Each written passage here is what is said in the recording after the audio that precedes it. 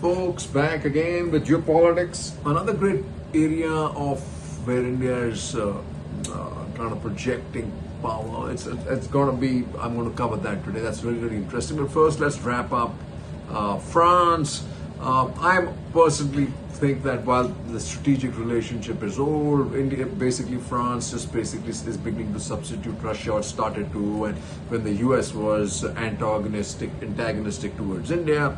But in my opinion, it also has limitations. As you can see, we really didn't have much of a mirage download of technology in India. We've not had a download of Sukhois. Safran has taken forever to negotiate. And there are major reasons for that. And I'm going to come to that at a time when there's technology transfer. But right now, let's just say this. Indo-Pacific lies at the core of India-France ties. The two things I think is basically just defense. And as Christopher Jafferlord wrote yesterday, he says major defense announcements during the visit reaffirm the central role of defense cooperation in India-France relations. While the Indo-Pacific stops at New Zealand for Germany and starts on the western shore of India for the US and Australia, India and France share an extensive definition of the concept from the east coast of Africa to the west coast of the Americas. So like I had said the last time, right?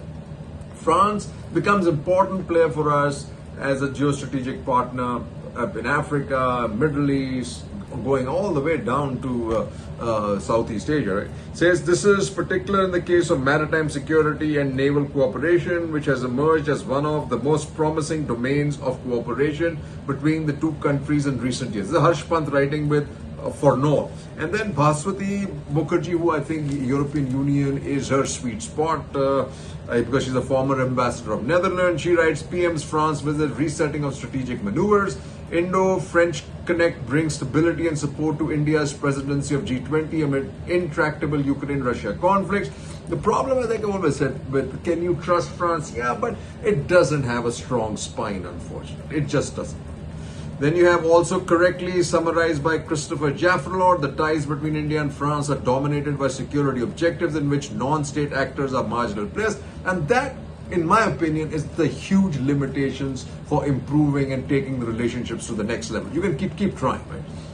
France, like India, has huge stakes in the Indo-Pacific. It owns 2.7 square million kilometers special economic zone in the ocean. That's important because of the reunion, right? So India and France to build subs warship for exports. I'm not sure export to who, right? I don't know. On the other hand, if you really tie it up with the US situation where they're having limited limits in capacity and needing a lot more capacity, you actually could be doing a lot of this building for the US market. And only then it makes sense, right?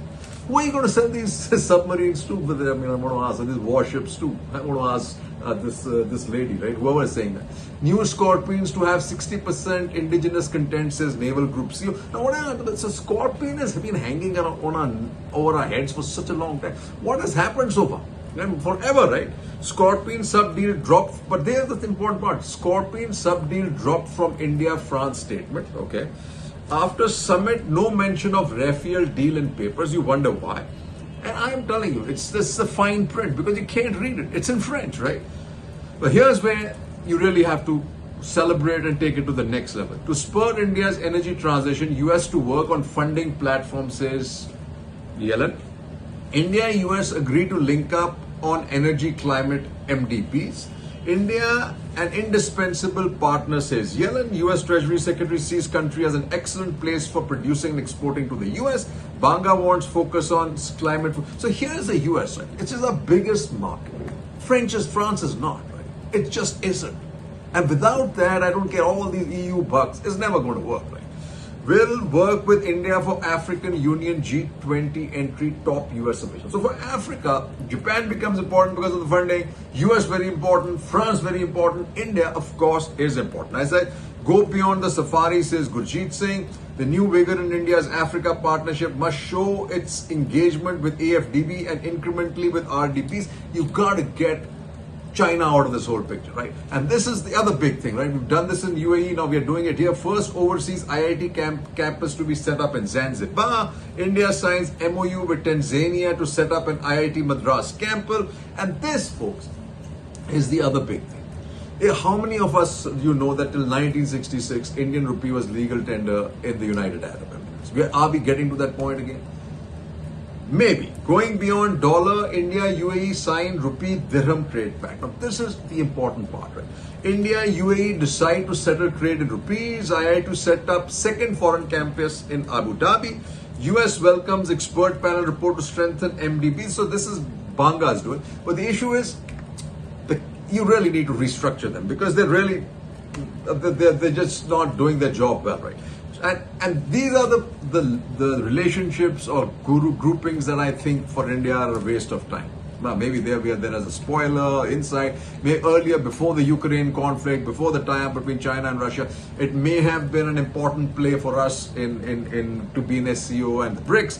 But now both these places are totally driven by Chinese. We have reports that whether the banks or the BRICS banks or that all why not even Chinese? There's a CCP, right? China protests against US Tibet pointsman Dalai meeting. US Senate panel not for resolution on Arunachal as India's integral part. This is important. India faces uphill task of forging consensus on G20 despite several meetings of top leaders. Russia and China have opposed the mention of the Ukraine conflict in the summit. So here's when you see when you're balancing what happens, right? And here's why you really, China, I think, is in a lot of trouble. China slips to brink of deflation, adding to urgency for stimulus. And for a lot of people who I'm beginning to see in the Hindi YouTube media were saying, oh, look at, we can't trust the US, they are going to meet, you're going to meet China. But that's okay. India is doing trading with China. They're sitting on so much of our land, right? United States, hey, you can't, why would the US say to you, hey, I am only going to be India's friend? And that's crazy expectations that we have in India, right? And I can see that, right? India refuses to back Xi's BRI project. That's important. BRIC Bank keen to add members. I'm not sure why, because it's all driven by China. India blocks China-Pakistan move to have BRI non-papers. Absolutely right. India knows where it's standing, right? Chinese firm goes to court over Uganda railway project, and that's why you need India to support the AFDB, the RDBs, right? SCO, like I said, while the Central Asian are critical for India, historically, culturally tied. I'm not sure what they're doing with China, but it's all, I guess, corruption and money. SCO assisting Central Asia to usher in economic stability, says Dipanjan Rai Chaudhary. I'm not sure whether he's studying that right or whether it's the right headline. I don't think they're doing anything of that sort. SCO geopolitically significant for India. That's again Dipanjan Rao Chaudhary. I'm not sure why. Just because it represents 40% of the population. I don't understand. 40% of the population and contribute 30% of GDP. But all of it, 80% of that's coming from China, right? And the rest from India. So what good is that, right? But this guy writes it right. Future of SCO, as Rajiv Bhatia writes, future of SCO remains uncertain. India's presidency of the grouping has achieved some key goals, but SCO may be bogged down by internal contradictions and doublespeak. Right? Uzbekistan knows where it stands. Uzbekistan President Mirziyoyev seeks report. He says Uzbekistan President Shakawat Mirziyoyev, who is tipped to be re-elected for another term following the election on Sunday, has expressed hope for expanding ties with India to counter the menace of terrorism and radicalization across the region. Not only that, and China, right? And then you come to this, the rise of swing states. Okay, the states will be pivotal to the world economy and balance of power after all the states by Goldman Sachs. These are these states that have large economy like India, have critical minerals or whatever, right? He says the focus of the SCO was regional to keep the US and its color revolution out of the shared inner Asian periphery of Russia and China. The Shanghai Five was convened by Russia and China in 1996 along with Kazakhstan, Kyrgyzstan and Tajikistan. The SCO's core objective was to counter external threats. There are none. Like in the SCO, the contradiction within BRICS are no longer hidden. For Russia, the BRICS was about political mobilization against the US. Beijing, which enjoyed growing relationship with the West, so that's a contradiction. China sees BRICS as a platform to legitimize its own global ambitions. For India, the RIC and BRICS were useful hedges against a potential threat from the US on its core national interest. That's not there anymore. The geopolitics of BRICS looks different today. China is more powerful than its former peers. Beijing GDP is bigger than all its other BRICS put together. That's the reason, folks. The report identifies 4 kinds of swing states. They are countries that can dominate critical components of the world supply chain, states that can capitalize on current trends towards near-shoring, offshoring, and friend-shoring nations with disproportionate amount of capital and willingness to deploy it around the world in pursuit of strategic objectives. This is where India plays a role and becomes a partner with the United States and everybody else.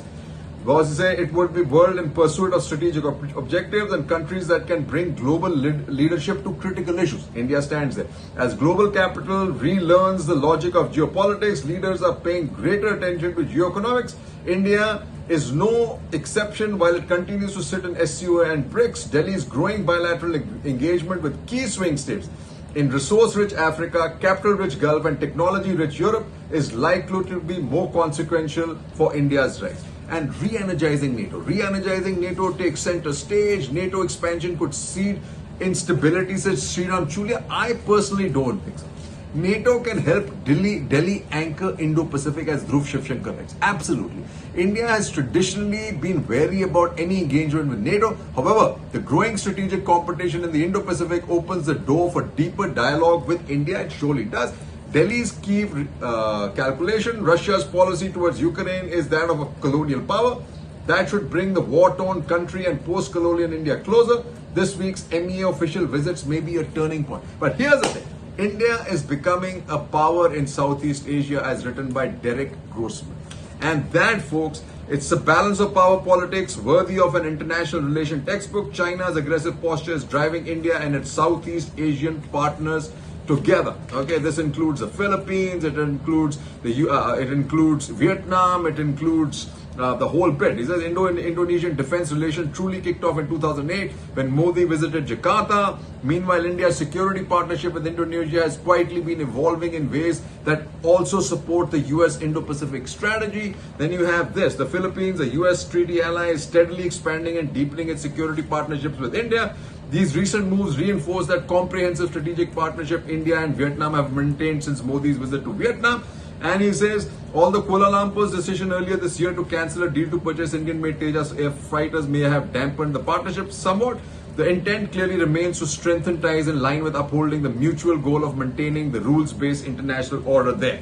So this, folks, is the other big event that's happening.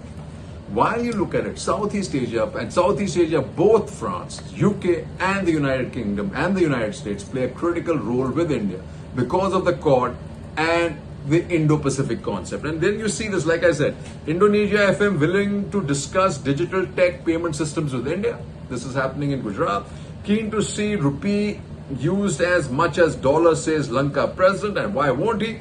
Now India plans currency UPI deal with Indonesia. So, folks, here we go. Look at it this way. What we miss here.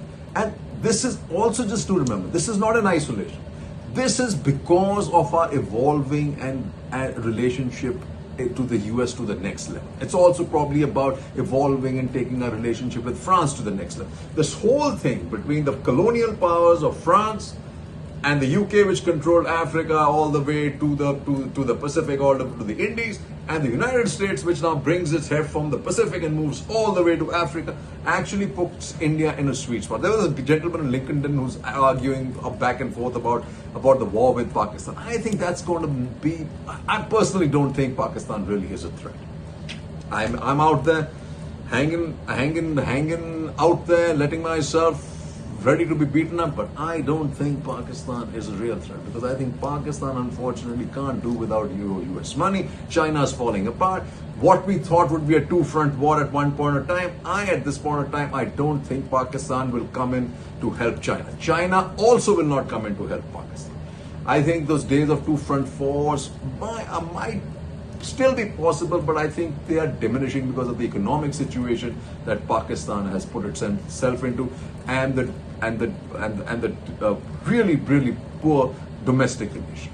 3 cheers and Jai Hind. So what we really need to focus is make all our moves as far and focus on China. That's critical. It's just, let's not get this bogey of Pakistan. 3 cheers, Jai Hind.